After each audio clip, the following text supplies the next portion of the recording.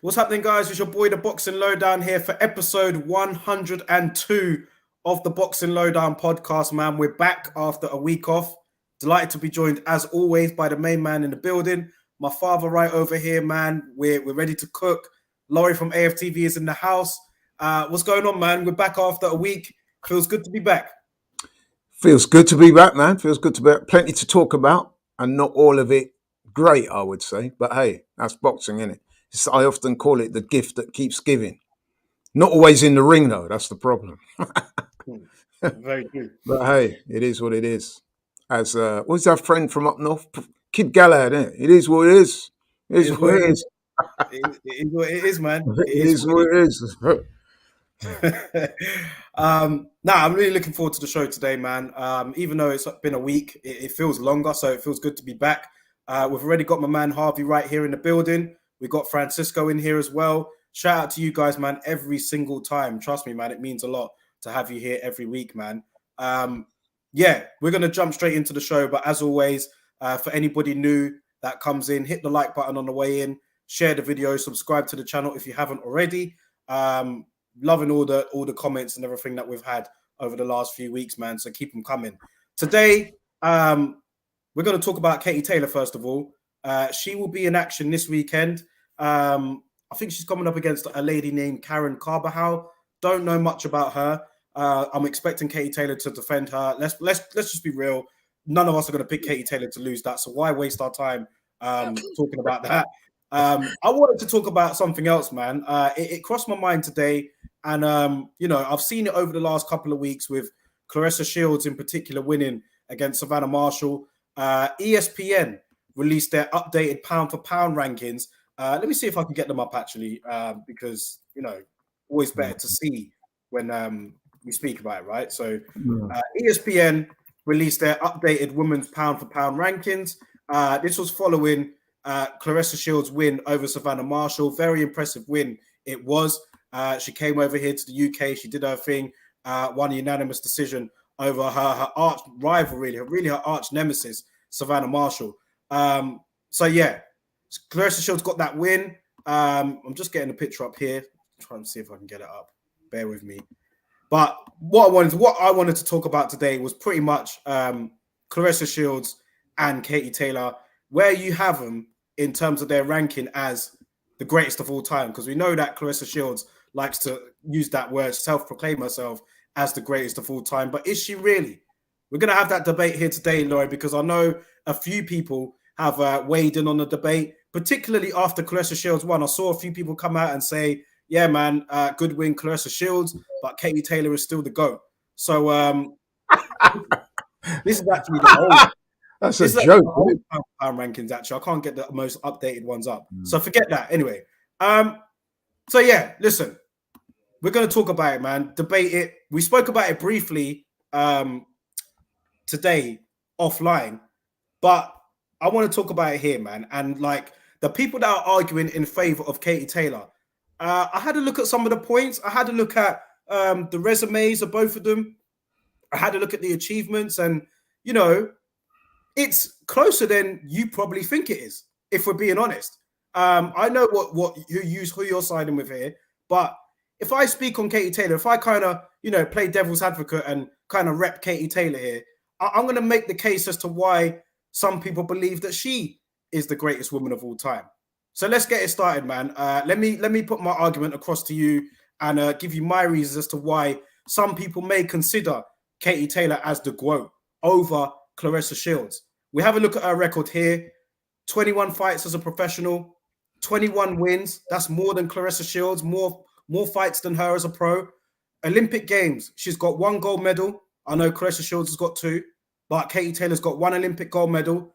She's got 5 world championships compared to Claressa Shields 2.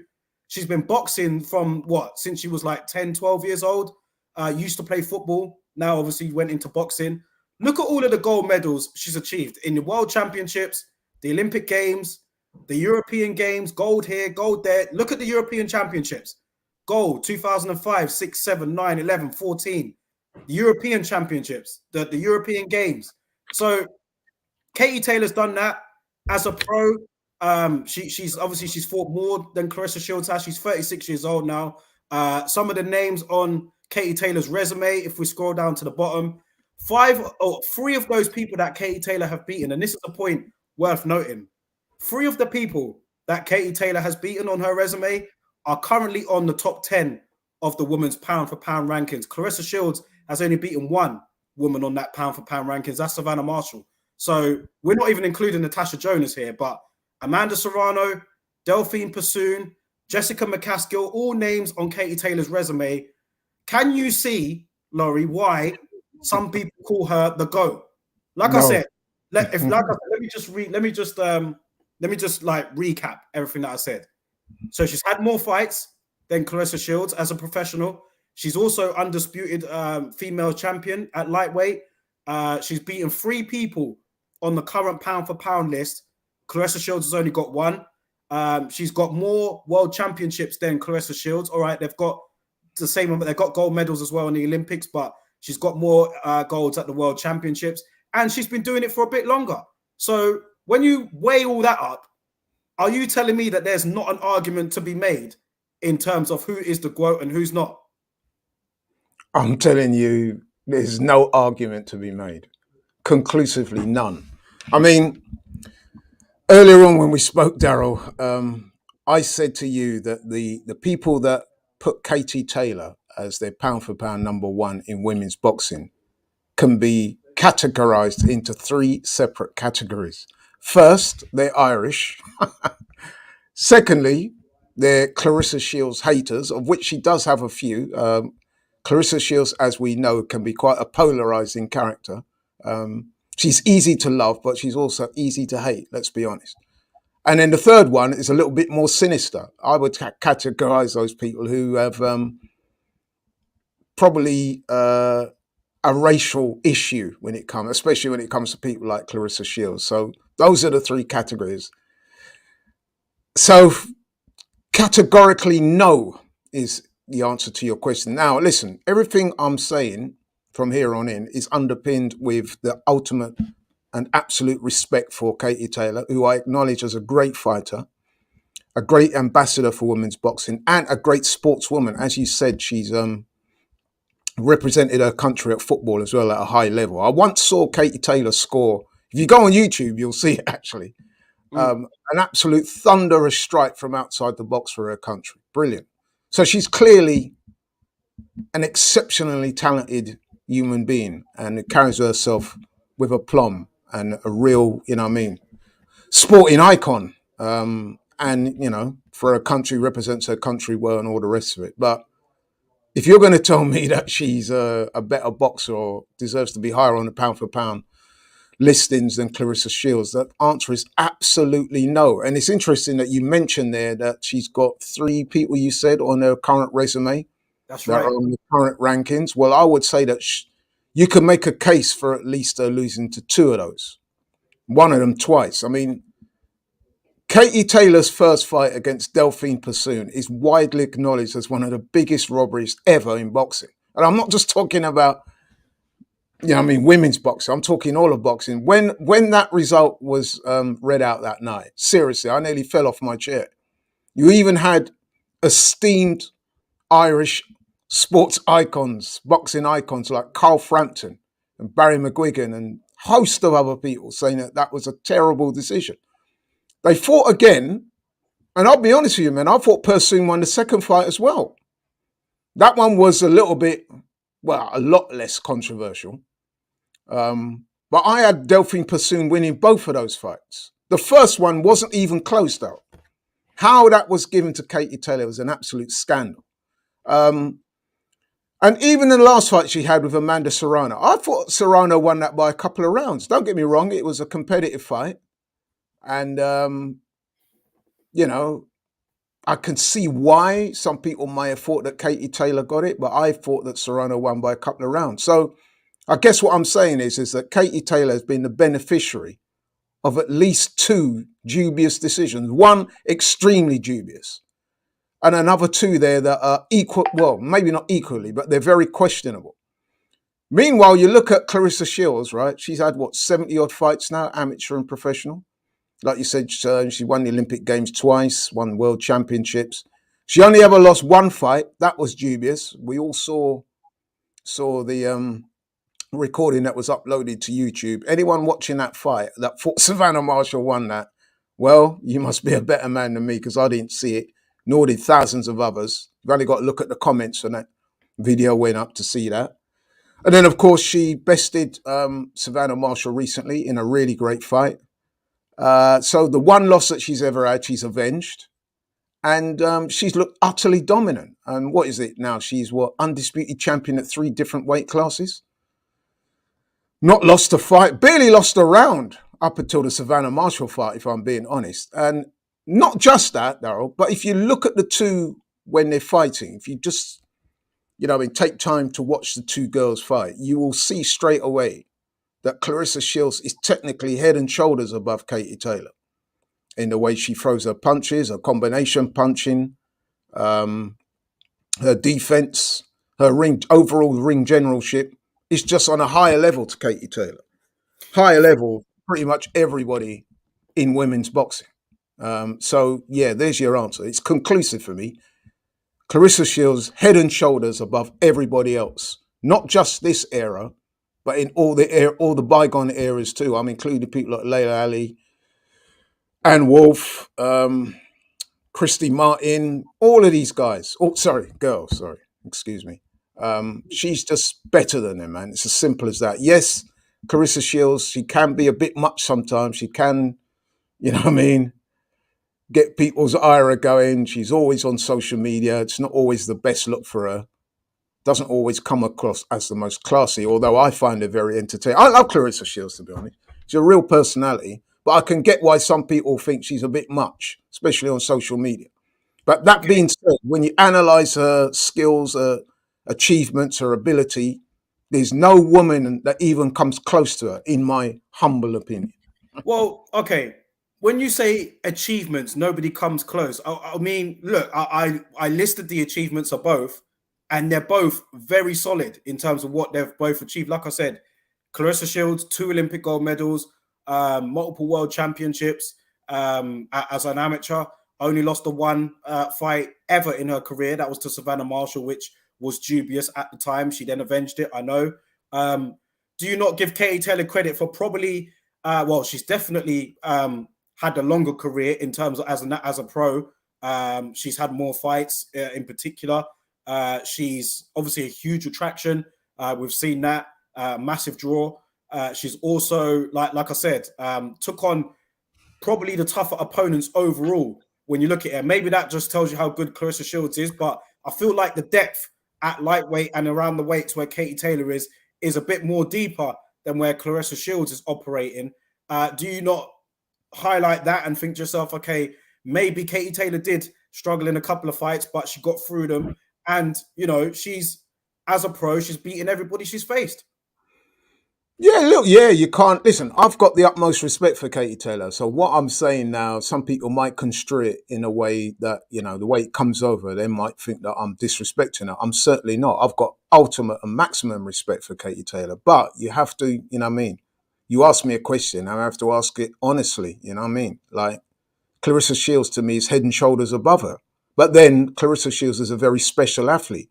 I said to you on your show a couple of weeks ago that Clarissa Shields, for me anyway, that's one of my favorite fighters to watch, regardless of gender. I just love watching her box. Her technical skills are elite. She's always exciting to watch, pretty much all of the time, because she lets her hands go. She lets her hands go. She's a voluminous puncher, skillful, throws combinations. She's just great for the sport, man. Full stop. What about Katie Taylor? Like I said, Do you enjoy watching Taylor in the ring? That fight with Amanda Serrano, one of the fights of the year, no doubt about it. It was an amazing fight to watch, partly because she had to overcome adversity. We've seen that. Is that something that you put into consideration? The fact that we've seen Katie Taylor in adversity and she's overcome it. She hasn't been dropped. She hasn't been dropped, has she? Like Clarissa Shields, she's been dropped. You know what I mean? But I'm maybe reaching a little bit. But I will say this, man, in terms of what she's brought to the sport, whether you have Clarissa Shields about, and I think going by the polls that I did, it seemed like many people did favor Shields over Taylor at this point. I think, like you said, you've given her nothing but respect, Katie Taylor as well. But her achievements are something to be marveled at as well. Listen, if you had any doubts as to who you would place as your number one, I think once you saw that fight with Savannah Marshall the other day, surely your doubts are removed. Because, listen, you talk about adversity, Daryl. Me and you was at that fight, yeah? We were there in the crowd. We had very good seats as well. Shout out to Dan Miller from Boxer for accommodating us. Very good night out. But, back to the topic at hand. We were there that night and we experienced what I call as a beer pit atmosphere, right? Claressa Shields came over here. Well, let's face it, she didn't have to, yeah? She's gone up in weight and she's coming up against the so-called biggest puncher ever in women's boxing, Savannah Marshall, or certainly one of, right? A fearsome knockout puncher. She's going up in weight to fight the bigger, supposedly stronger girl, certainly the girl with a bigger punch. Like I said, coming into a bear pit atmosphere, where, there wasn't many people rooting for her, if any, apart from her own corner people and people like that. And look at the way she handled that, Daryl, with aplomb.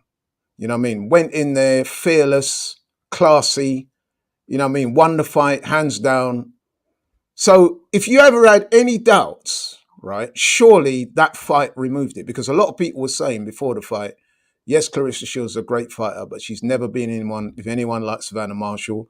She's never had to go into a bear pit atmosphere like this. And yet she did that. And like I said, she performed with aplomb in what was, let's face it, a very decent fight, a very sort of competitive fight. It wasn't one that she could go in there and coast. She had to dig down deep, and she did that. What about Katie Taylor then? Because you consider she went into her last fight. Look at the atmosphere there. I mean, that was Amanda Serrano. That was her hometown, wasn't it? In New York. But the atmosphere. I mean, I wasn't at that fight, but the atmosphere wasn't as hostile for Katie Taylor as the atmosphere was hostile towards Claressa Shields. No way. In fact, you could argue that Katie Taylor had just as many, if not more, fans in there in Madison Square Garden than Amanda Serrano did. Because one thing we know about the Irish, and shout out to them for that, they always support their people to the max. So do Puerto Ricans, by the way.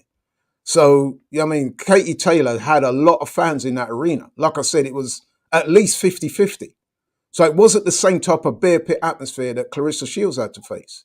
And I was there that night, and Daryl, that it wasn't just like raucous and noisy. It was positively hostile towards Claressa Shields. I remember when she was walking down the ramp, she was getting verbally abused by the fans.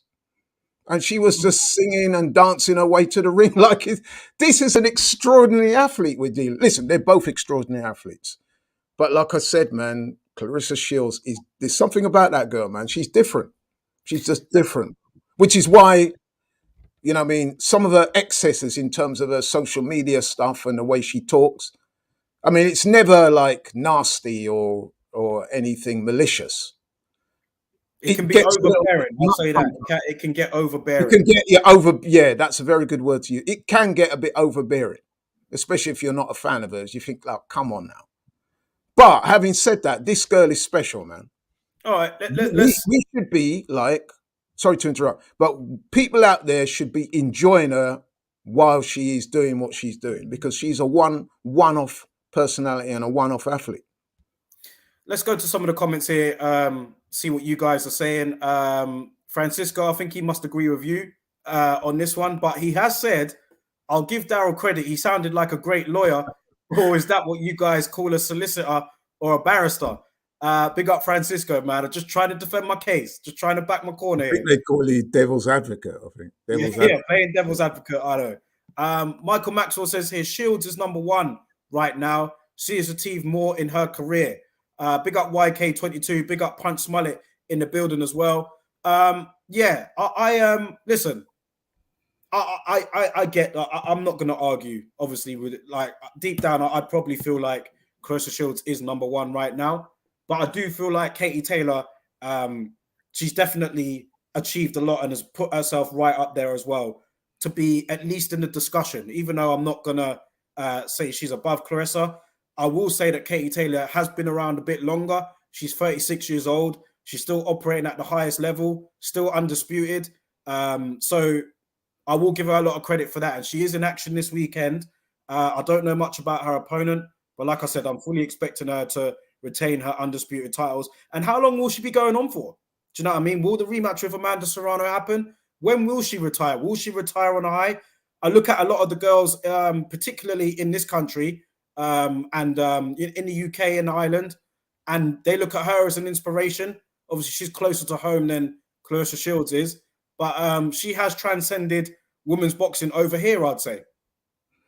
Yeah, she's transcended boxing, if you think about it. Like I said, she's a national icon in her country, not just amongst females, males as well. She's got Yeah. considerable achievements. But like I said it before, man, Clarissa Shields is that level above.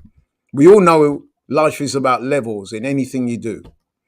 And boxing is the same. It's all about levels. Now, to me, Clarissa Shields has achieved more than Katie Taylor. She's more talented than Katie Taylor, and she's more skilled than Katie Taylor. And that's just me being honest, bro. And I don't think too many people, apart from the categorizations I mentioned previously, can really argue with that, man. You can't. I mean, listen, Clarissa Shields, you're talking about the Olympics earlier. She won her first Olympic gold medal at 17 years old. Do you know how difficult that is to do?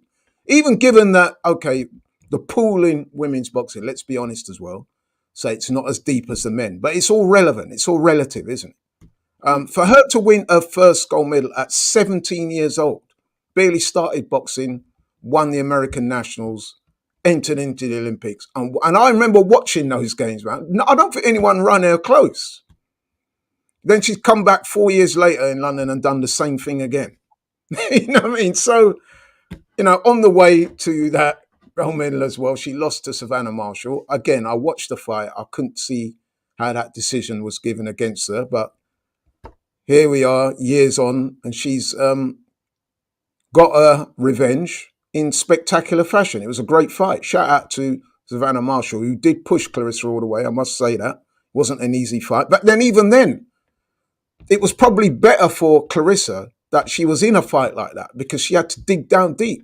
She said herself that she was hurt in that fight. You know what I mean? There were rounds that Savannah won.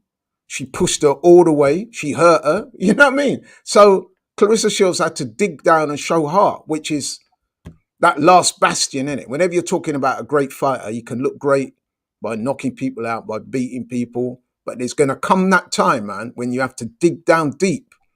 And once you dig down deep and you can come out the other side with a win, that's when people can actually confirm you as a great fighter. All the great fighters have had to do that at some point in their career. Yeah, Katie Taylor included. We saw that with her last fight with Serrano. Obviously, with the Pursoon fight, I didn't think she won that, but she still had to dig deep and fight for adversity there. So, listen, we'll let the people in the comments decide, who they believe the real Gwoat is. If you haven't left your opinion already, feel free to leave it in there. Feel free to give me a reason why as well. Happily join in the debate with us. But I have to move on. You know what? I think you make a good point there. I think, listen, I've said what I've had to say, and I would love somebody to convince me otherwise. And don't come on here and say because she's Irish or something like that, or say things like, oh, I can't stand Clarissa, she's big-headed. No, I'm talking about let me know your legitimate reasons for why you think Katie Taylor is a better advocate or better protege of this sport than Clarissa Shields. Personally, I don't even think it's close, but I would love to hear some people try and convince me in a rational argument. I'm not talking about emotive stuff based on the fact that she's Ireland or, you know what I mean, or something else. Give me your legitimate, proper reasons and I will consider them. But you're going to have a hard job, you know what I mean? Because I think it's pretty obvious, man. And like I said, that is not to besmirch Katie Taylor in any way. I like watching her, right? I think she's a great person. I think she's a great boxer, great sportswoman. But like I said, there's levels. And to me, Clarissa is a level above. Like, we have to move on, so we'll move on topics. But yeah, feel free to drop your comments. Even if the video is finished and we're not live anymore, we'll still be able to see the comments. So feel free to drop them and explain your reasons why you have whoever you have as the greatest woman of all time. I feel like that this debate is ongoing because they're both still active. So let's move on to the farce, the absolute farce that is Fury and Chisora 3. And let me just say this, man. I have to say this. Obviously, this got confirmed a few days ago. It will be happening at the Tottenham Hotspur Stadium. if you're in support of this fight, or if you're, you know what I mean, don't have an issue with it or anything like that, then I really have to question your, you know, not just your boxing integrity. Because why would you want to see this particular fight? It offers us nothing. There's plenty of our. Don't listen to what BT and what Frank Warren and Bob Arum have been saying about he's the only one available. Nonsense. There are plenty of other guys that Fury could have fought. Whether you got the Usyk fight coming up next year or not, there are plenty of other guys you could have fought. This is literally a farce. Chisora is on the way out. He hasn't been in his prime for a long time. Even when he was in his prime, he didn't run Fury close in either fight. And we're being pushed into this, trying to be led to believe that this is something that the people want to see. It's an absolute farce. Shame on Tyson Fury and shame on the rest of them for pushing this. It's a total waste of time. Not only that, it's on BT box office. So if you're defending this absolute farce of a showdown, then have a word with yourself, man. I'll leave it to you, Laurie. Speak your mind, Daryl. I mean, It's a but farce. listen, man. I'll be honest, man. Yeah. I hear that, man. I hear that. Like father, like son. Now, listen. First of all, you mentioned boxing integrity and Fury in the same sentence. I'm sure that's a pretty tenuous statement to make, because there's not much to do with Tyson Fury, in my view, that has much integrity attached to it. So that's the first thing to say. And yeah, you're right. It's a trash fight, man. Let's be honest with you. It's a trash fight. But I would say this, and I'm not defending Tyson Fury or Frank Warren when I say this, but this is just factual. I would rather see Fury in with Chisora than I would with Manuel Char. You know what I mean? So I guess that it's a step up on the Manuel Char fight. That being said, there are so many others that could have been. I want to know how Derek's got a world ranking for a start. But listen, man, what can I say that hasn't been said already about this? It's an absolute farce, absolute joke. I guess you could look at Derek's. We all know he's way, way past his best. But I guess if you look at it logically, he did beat. I didn't think he did beat him, but he got the decision over Pulev in his last fight. And I'm sure Derek will say that, listen, man, I'm a different fighter since I fought Fury the last time. And he's actually made some allegations. I don't know if you've seen the press conference for the fight when they announced it. But Derek Chisora was talking on there about him being gagged from saying certain things. I saw that. Yeah. So I'm hearing, and listen, I'm not saying it's true. This is alleged stuff. So allegedly, I'm hearing that the reason a gag has been put on Chisora is because I'm hearing is that he may have or was about to accuse Tyson Fury of doctoring the gloves in one of those fights that he had with Fury. But listen, man, regardless of all that, we all know what's going to happen. Fury is going to go in there and pretty much have his way with Chisora, and he's probably going to knock him out in the late rounds. I guess if you're Fury or a Fury fanboy, of which there are many, it seems these days, they're going to say it's a tune-up fight for the Usyk fight. They're going to say that Chisora is a different man now than he was back then, that he will come to fight, that he'll make it competitive, and that he got a win over Pulev, who is a legitimate heavyweight title challenger. No, in is his he last what, right fight. now? Well, not now that he's lost to Chisora, but coming before that he was. Because if you look at Pulev's record, it is actually pretty good. I mean, I know Anthony Joshua stopped him, but I don't think too many other people have done that. I know Vladimir Klitschko did that, and Joshua, but I don't think too many other people. He beat Yui Fury, didn't he, Pulev? So, listen, man, I agree with you. I think it's a rubbish fight. Yes, Derek's getting a payday, but should he even be boxing? A lot of people say he shouldn't even be boxing right now. So, yeah, it's not a very good fight, man. They're saying that they're going to sell out the tickets. So they will find a way of selling this to people, be it commercial or otherwise. But we all know what's going to happen. You know what I mean? I think the reason why I feel this way about it is what I have to hear from a lot of the Fury fanboys. I hear constantly that this person, and listen, take away everything. I think Fury is a great fighter in the ring. Do you know what I mean? Watching him, he's without doubt for me the best in the world right now. Obviously, he needs to face Usyk to underline that. But I was going to say you can't say without doubt until he well, beats Usyk. I think at the moment, like he's beaten the man that's beat the man, in my opinion. Do you know what I mean? He is the lineal. But for me, like I hear all the time, that Fury, how great he is, how he would have got on against, some of the all-time greats at heavyweight, and we know that there are loads of them.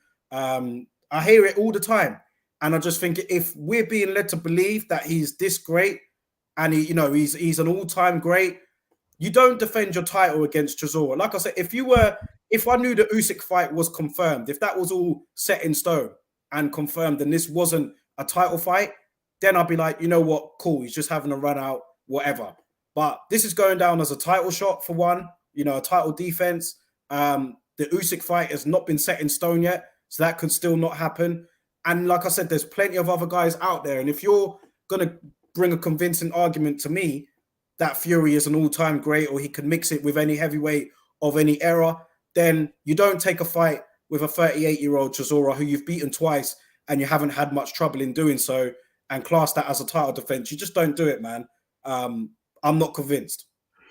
You are right in pretty much everything you say there. However, to be fair to Fury, and I'm trying to be fair to Fury, even though I don't particularly have any real affinity for the guy, but we have to be honest and say this type of thing is not unprecedented, is it? I mean, listen, I was on your channel and I was very critical of when Canelo sought out Abner Yildirim to fight. He hadn't fought for 2 years and he was coming off a loss to Anthony Durrell. And Canelo somehow managed to convince the WBC to maneuver Abner Yildirim's ranking upwards so he could fight him. Abner Yildirim was known to Canelo because he'd been a sparring partner for him. So that is arguably worse than what Fury's doing, really, when you think about it, because Abner Yildirim had absolutely no chance of beating Canelo, and we all knew it. And then when the fight came along, Abner Yildirim clearly knew it because he barely threw a glove in anger. At least with Derek Chisora, he's coming off the back of, let's face it, for him, even though it's a very disputed win, it is a good win for his career. And he has been in some good fights. I mean, he should have got the win over Joseph Parker, shouldn't he? Let's be honest. The first time they fought. Second fight, okay, he was legitimately beaten. He's gone in there with Pulev, and he's got a win over him, although I have to say it's a bit dubious because I thought Pulev should have got the decision.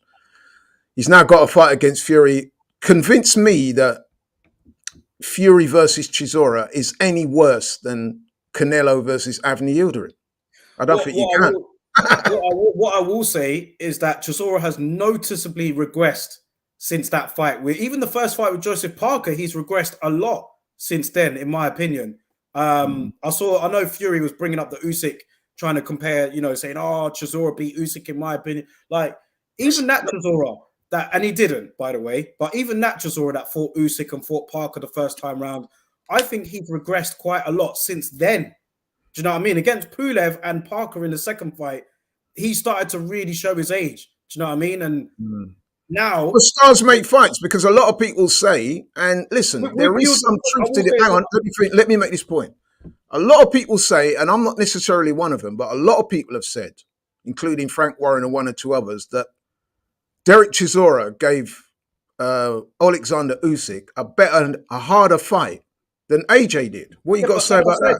He's regressed a lot since then.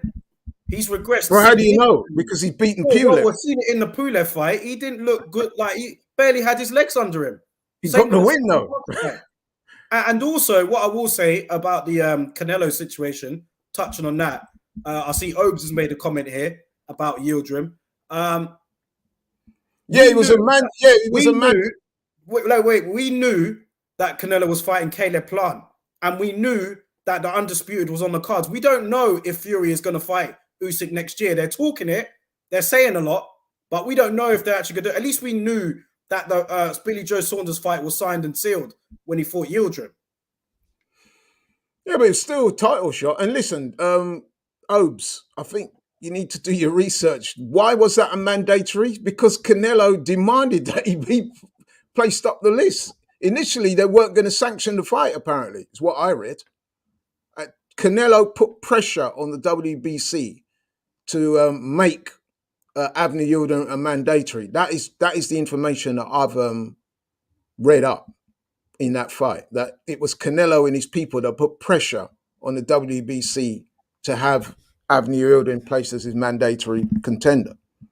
And that was a joke, regardless of mandatory or voluntary or whatever. That was an absolute joke of a fight. So what I'm saying is, I'm with you. I pretty much say this fight is a farce, but I've seen worse. And that is the example I've given in recent times. Canelo fighting Avni Yildirim, a guy who hadn't fought for 2 years before Canelo fought him, a guy that had lost his previous fight to Anthony Durrell. We all saw what happened to Durrell recently, by the way. And predictably, he got blown away. Didn't even lift the glove in anger. At least with Derek, I do believe that he's going to go in there and try and win for however long it lasts. So, you know. Obes is saying here, my fear for Del is he's got a good chin and Fury will be jab, right-handing him all night. Recipe for disaster. I mean, yeah, listen, Obes, bro, we've seen this fight already. We've seen it. Like, we know how it worked. And Fury, you can say, has probably got better. He's, you know, closer to his prime, a lot closer to his prime than Chisora is. And, like, I could only see this being worse than those previous few fights. Unless I can only see Fury winning, but I'll tell you this, Daryl. And again, I'm not sticking up for Fury. I'm just being honest. I think Derek Chisora will do better than what Dillian did. Because Dillian against Fury, that was... Listen, man, I don't even like to go there because I'm a fan of Dillian, man. But I have to say, man, that was Dillian's career worst performance. He clearly went into that ring that night. He did not have any belief in himself whatsoever. And it showed. I think with Chisora, I think with his character, he has that kind of reckless abandon about him that he will at least try for a few rounds anyway. I mean, I'm saying all that, but he did quit in his last fight with Fury. But I think he will go in there conscious of the fact that the public are watching and they would have paid their money and there'll be a lot of naysayers. And I'm sure he will go in there. He will train hard and he will go in there and he will give off his best. Now, I don't think his best is going to be anywhere near good enough to beat the Gypsy King, if I'm being honest. Nowhere near. But listen, he said he's got the fight with Usyk lined up for the early new year. Yeah, that's what he's saying. That's what he's saying. And he said he wants to stay busy. Now, me and you and many others like us are always saying that these fighters need to fight more.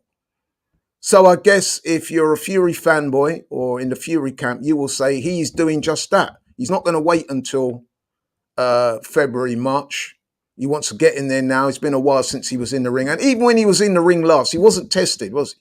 So he probably needs to sharpen himself up for what will be a very hard fight against Usyk, I would imagine. So, you know, it probably makes sense for him to get in the ring. It's just that we would have wanted him to select a more viable opponent, wouldn't we?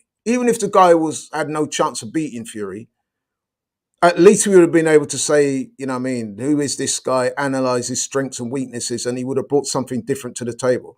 The trouble with Derek Chisora is he's fought him twice, he's beaten him twice.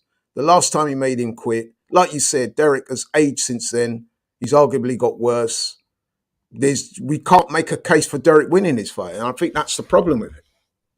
Yeah, big problem. But one thing I will say, I know I've been pretty hard on Fury, but I will say this is that whether we believe it or not, you know, an offer was sent out to AJ's team, who I believe ultimately probably thought that this came at the wrong time. We won't hear them admit that. Well, we won't hear. I know certain people have admitted it, but on the surface, it probably looks to me that Fury wanted that more than AJ did. I'm not saying that either of them ducked it, but you know, that is one thing that they will be saying. They'll be saying, look, Fury offered AJ the fight. He didn't want it. We went at the next available option, which was Chisora. But whether you believe that or not is up to you. I think that there is some truth to that. I don't think AJ did particularly duck Fury, but I feel like maybe people in his team, maybe people in the network probably thought that it's not a good idea for them to fight right now. So they're going to use that. They're going to run with it. They're going to say, look, we tried to fight AJ. Didn't happen. We're going for Chisora, because he's well known in the UK, a warm-up until Usyk next year. if that's the case, whatever. Do you know what I mean? But I just haven't seen anything to say that Usyk is confirmed yet. Usyk is talking about, maybe fighting Deontay Wilder. That would be great to see. So how is this going to happen in February? I don't know. I doubt it very much. If Fury is fighting in December. So let's see what happens there. But ultimately, for me, I just feel like you could have picked someone a lot better. You could have picked Bacoli. Do you know what I mean? You could have Yeah, picked. that's it. That's what I'm saying. The choice of opponent could have been, a lot better.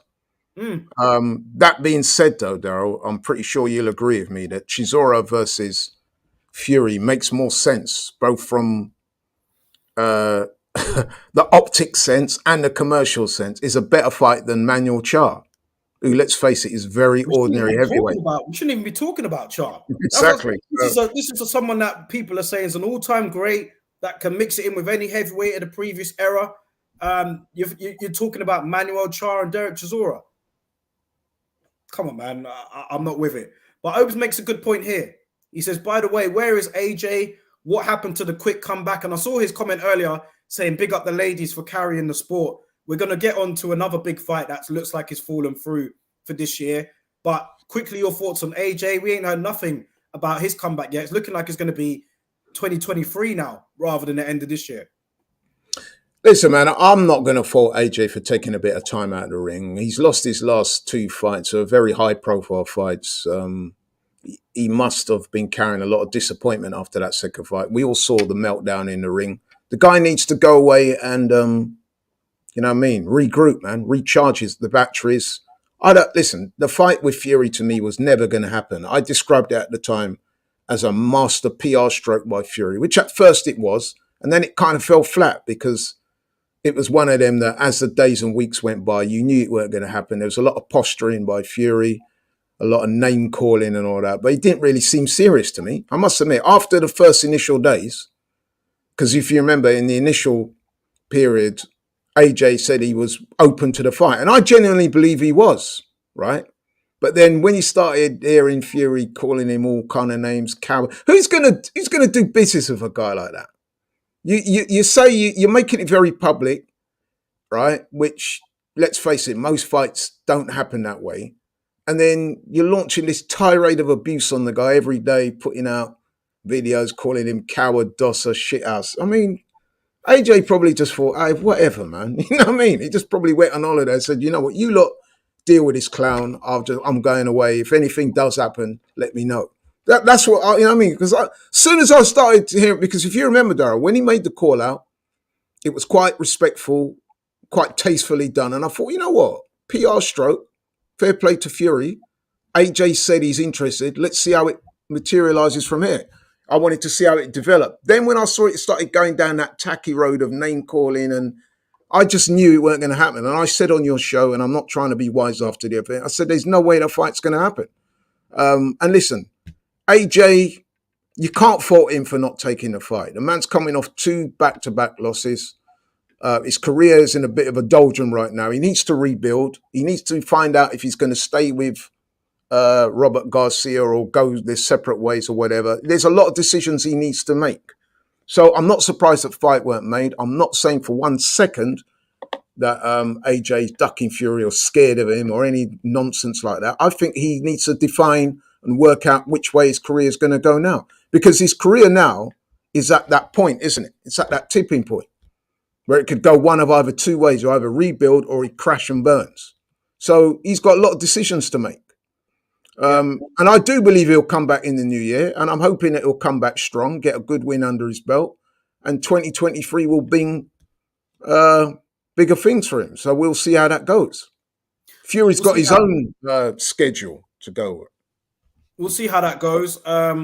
Let's stay with the heavyweight division while we're here, actually, because we did get news over the last few days that Dillian Whyte will actually be returning to the ring against American Jermaine Franklin. I don't know much of Jermaine Franklin other than he's undefeated. I had a quick look at his record on BoxRec, and while he is undefeated, he don't seem like a prolific puncher to me. He also hasn't really beaten anybody of note.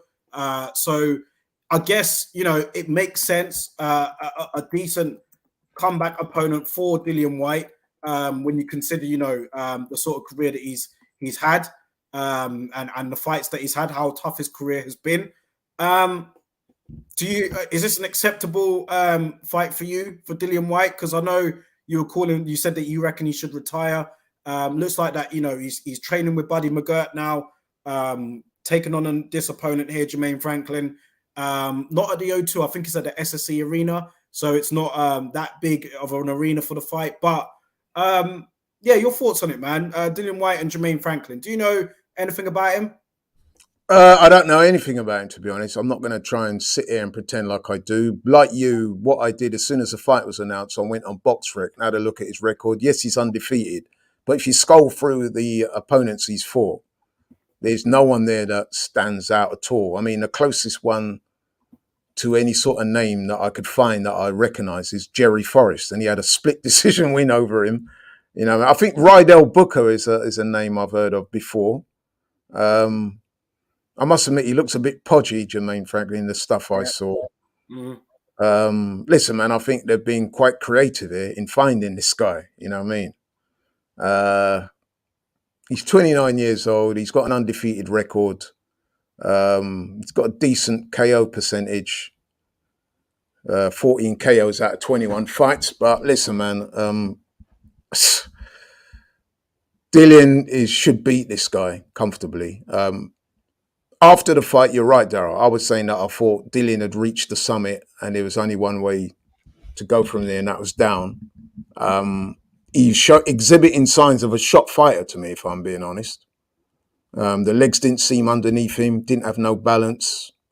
Some of the cognitive functions seemed a bit impaired to me, I'm being honest. But then since I've reflected and I think, you know what, maybe it was just a real bad night at the office. The styles, he's not going to fight too many guys like Tyson Fury. He's 6'9", athletic, good boxer, can punch as well. That's all wrong for Dillian, especially at this stage of his career. I'm sure this guy here is not going to give him anywhere near the problems that Tyson Fury gave him. So, in a way, I don't blame Dillian for, you know what I mean? He's still going to be rated at the top level, and he's going to look at this as a chance to rebuild his career. So I'm not going to hate on it. He should win this guy. He should beat this guy and move on to bigger and better things. We'll see. But I'm a bit worried for Dillian long term because I saw a lot of things in that fight against Fury that I didn't like, just being honest. Yeah, I'm just wondering where he goes should he win. Do you know what I mean? Because people start calling. If he wins and wins impressively, Dillian Whyte is a natural fighter, man. People are going to call for the bigger fights, the bigger names. He might be tempted into them. He's already spoken about AJ, for example. Could that be on the cards for next year? A rematch between them two. Like I said, I guess we'll see how Buddy McGirt. I mean, it's going to be difficult for Buddy McGirt to teach him anything new at this stage, but he has worked with veteran fighters before, such as Arturo Gatti, and he has, changed his style up a little bit. So Buddy McGirt is one of my favorite trainers out there. I think he's great. We'll see what he can do with Dillian. Yeah, I mean, you know what? I will give Dillian credit for that. Him going out and getting Buddy McGirt, I think that is an excellent move on his part because let's face it, that little spell he had with Xavier Miller didn't really produce anything. I mean, okay, they got the win in the rematch against Povetkin, but against Tyson Fury, the biggest fight of his night, arguably, was possibly the worst fight of his night. The worst night of his fighting career. He couldn't look any worse. It was dreadful. So was that a one-off because he was in against a uniquely skilled opponent with dimensions that are rarely seen on the heavyweight stage? Or is Dillian shot? Who knows, man? I mean, like I said, there were certain things I saw that night that I didn't like. But hey, I did say as well, though, that there's no way he was going to retire off a loss like that. Fighters just don't do that type of thing. You know what I mean? They're always going to put it down to something. I've not heard Dillian come out with too many excuses so far, but I'm sure he'll find a few on the way to in the press conferences with this latest fight. I'm sure he'll come up with a few reasons as to why he was so poor. He's changed his trainer, which I think he had to do. The fact that he's been able to go out there and secure a guy like Buddy McGirt is a good look on his part. I'm sure Buddy McGirt as well would have looked at Dillian in the gym before taking him on and said, look, has he got anything left? Probably had a look at him sparring and thought, maybe there's something still there. I can do something with him. So it's interesting. We'll see, man. I mean, they're trying to rebuild his career. I think they've done the right thing by not going down the high profile route yet, because like I think I said to you when we spoke about it a couple of months ago, I said that if he goes in with anybody in that top 15 or anyone like that, he'll probably get beaten right now. So obviously, a bit like AJ's going to do, they're on the rebuild. So I guess we can only wait and see what happens. Yeah, Buddy McGirt, also worth noting, he does train Callum Smith. Callum Smith looks rejuvenated as well at light heavyweight. Hopefully that fight with Gwoat actually does happen. But yeah, Buddy McGirt for me, man, is just his stock in boxing for me is very high as a fighter and as a trainer, man. So let's see what he can do with Dillian Whyte. The undercard is pretty decent as well, particularly Fabio Wardley and Nathan Gorman, which is on the undercard, man. That's a good heavyweight scrap. Yeah, that's a very good fight. That's a very good fight. Good scrap that is. So I'm not mad overall at the show or at the card. You know what I mean? Dillian needs a comeback fight against a lighter touch, so to speak. No disrespect. Got a decent undercard as well. So that will be at the end of November, that particular show. So we'll see how the body snatcher looks in his return against Jermaine Franklin. Now, let's move on. I want to talk about Errol Spence and Terence Crawford, man. Doesn't look like that fight. Well, no, it doesn't. It's definitely not happening in 2022 now. We got confirmation last week that Terence Crawford will be facing David Avanesian. Errol Spence is contemplating his options. Could go up against Stanionis. I've seen that Jerome Ennis and his team are petitioning to fight him next as well. Errol Spence has also hinted about moving up. So your thoughts on this falling through for this year at least? They said that they're still going to try and make it for next year. However, has the window passed for this particular fight, man? Because when you hear them little whispers about someone looking to move up, you know, how much longer is Errol Spence? Like you said, he has been at welterweight his whole career. He is in his 30s now.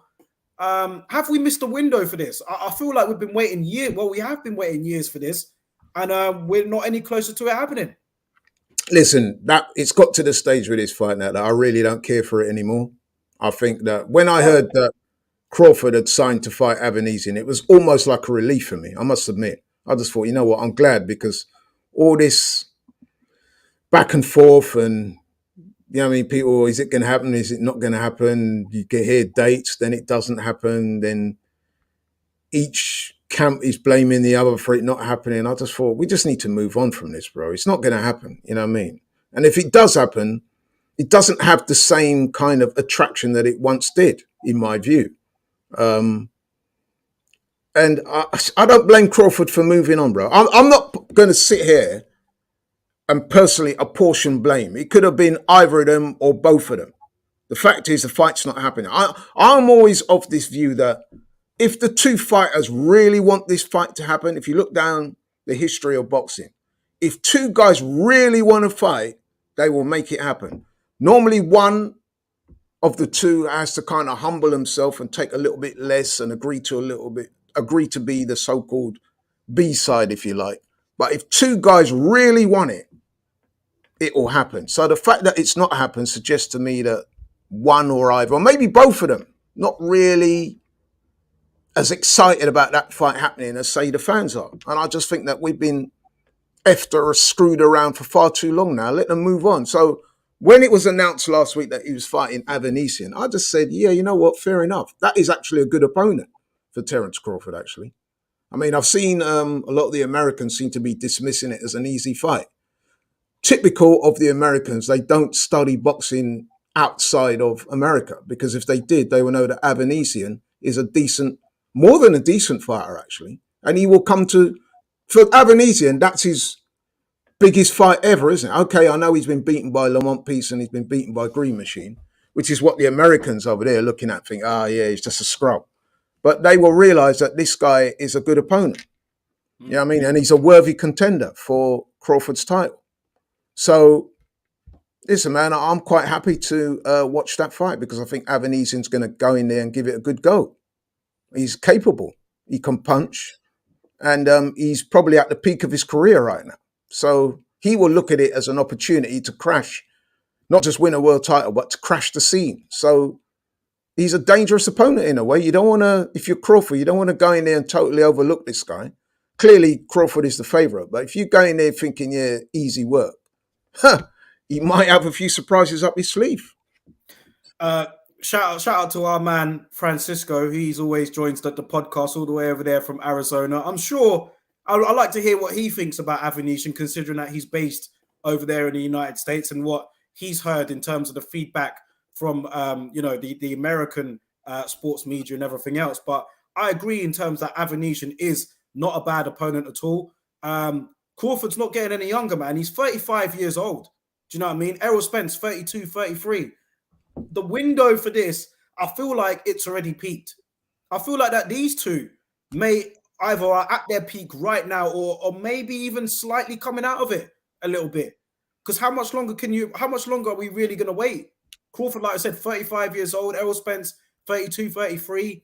Spence has been through a lot in terms of, what his body's been through. It's just, this is the problem, man, with the sport. And, I tweeted it the other day. Boxing is the only sport where we literally have to beg the best to fight the best, or the best to meet the best. In every other sport, the best will meet the best at some point. And in boxing, it does happen on occasion. But I feel like we have to beg for it in boxing, whereas in football, we get it. In NBA, we get it. Rugby, you get it. Tennis, we get it. The best will eventually meet the best. Even UFC. But boxing, man, we really have to beg these guys to get into the ring. If this was UFC, Daryl, they'd be on a trilogy by now. Mm. If the fights demanded that there be a trilogy, they'd be on a trilogy by now. The fact that we've gone all this time and there's still no announcement about a fight, and then Crawford's taken another fight, and people are criticising him for it, but I refuse to criticise him, because he's got to get on with his career. Like you said, man, he's coming up to 35 years old now, if not that already. Sports physiology will say that he's past his prime as an athlete. And this would have been the biggest fight of his career. And regardless of what happens going forward, if they don't fight, I'm pretty sure Crawford will wake up one day and think, you know what would have happened if I'd have fought Spence? I probably would have beaten him. That's what he's going to reason. I should have made that fight. I should have just pulled out all the stops to make it happen, because a fight like that is a career-defining fight that will be on your resume for all time's sake. People who will forever have looked at that as being one of the great welterweight fights down in history. And that's what all great fighters need, that great opponent, don't they? To bring out the absolute best in you. We spoke earlier about Clarissa Shields. She came over here. She didn't have to come over here, Darren. She came over to England in the Lion's Den to take on, the bigger, stronger girl with a harder punch. She risked it, you know what I mean? And I'm not seeing enough of that with fighters these days, you know what I mean? And I don't want to overly criticise Spence and Crawford, because like I said, I know both of them are going to blame the other one, and I'm sure each of those two will have legitimate reasons for doing so. I'm not taking sides. All I'm saying, as a fan, I'm frustrated with it. It happens far too much in this sport, and it's one of the reasons why the sport is not as popular as it should be, because of things like this. I've got casual boxing friends of mine who will pinpoint instances like this and say, see, that's why I don't really mess with boxing like that, man. When are they going to fight? When's AJ and Fury going to fight? When's Usyk and Fury? You know what I mean? And it's just repetitive, man. Mm-hmm. And it's just irritating to the point where you think, oh, gosh, man, look, let's just move on from it. And that's where I am now. I just want to move on from this Spence Crawford thing. You're holding a division up. You've got young guns there like Boots Ennis and Virgil Ortiz, Stanley Onis, people like that. Held the division up for a year. Yeah. And these guys are young, hungry guys. They want their opportunity to fight for the world title. And they're seeing these two go back and forth, bang on. You know what I mean, in so-called negotiations or whatever is going on, and nothing's happening. You know what I mean? So I think we need to move on.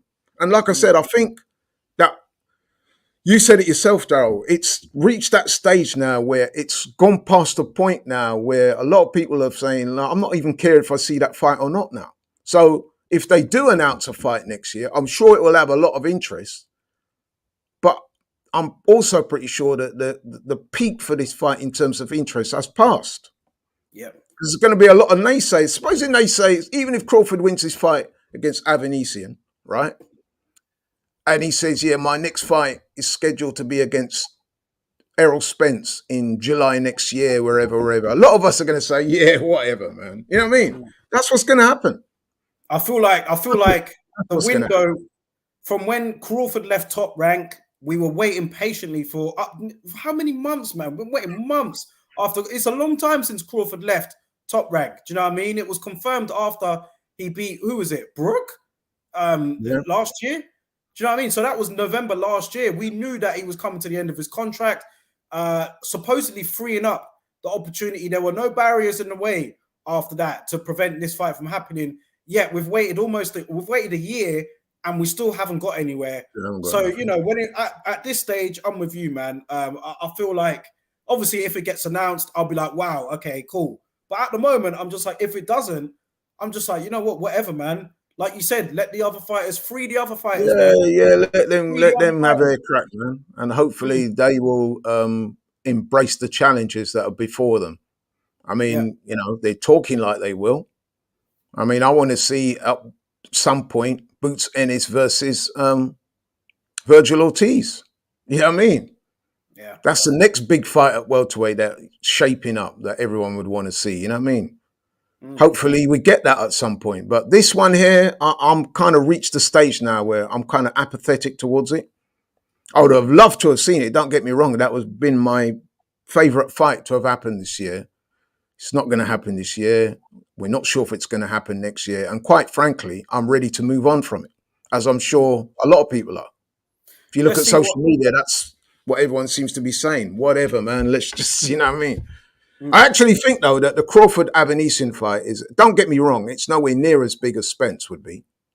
But on the boxing landscape, that is a very decent fight because I do believe that Avanesian will come there. He'll come there to win.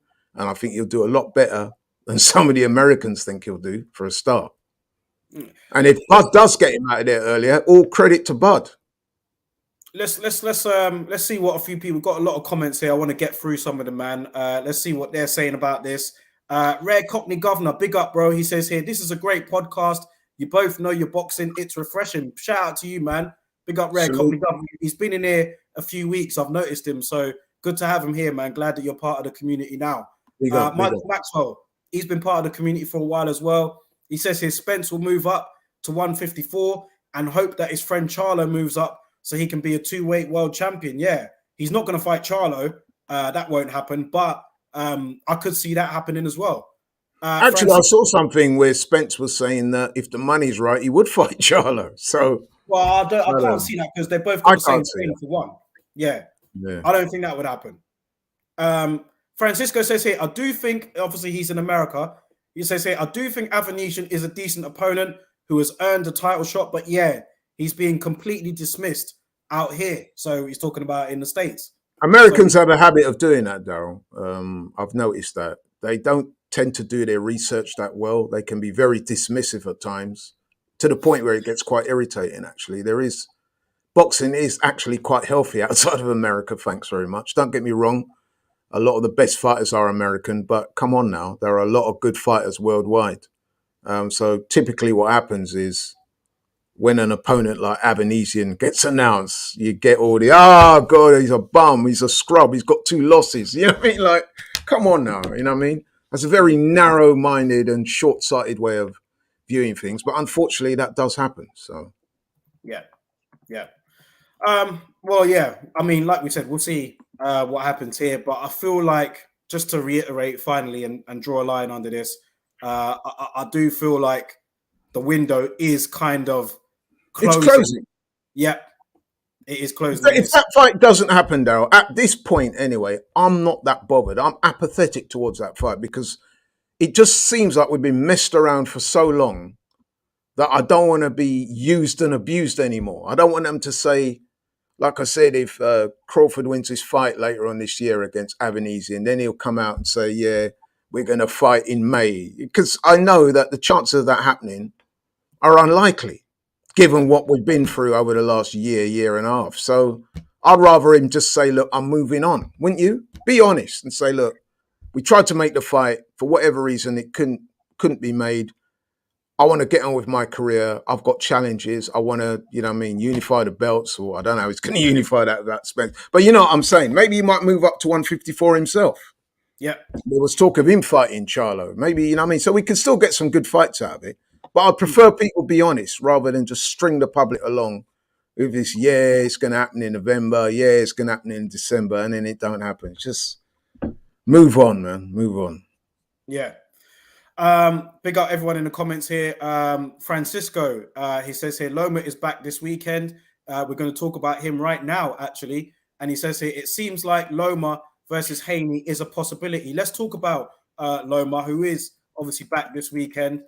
He will be facing Jermaine Ortiz. Now, Ortiz, I don't know much about him, but he is undefeated as well. Got one draw. But his last fight was he defeated Jamel Herring, didn't he?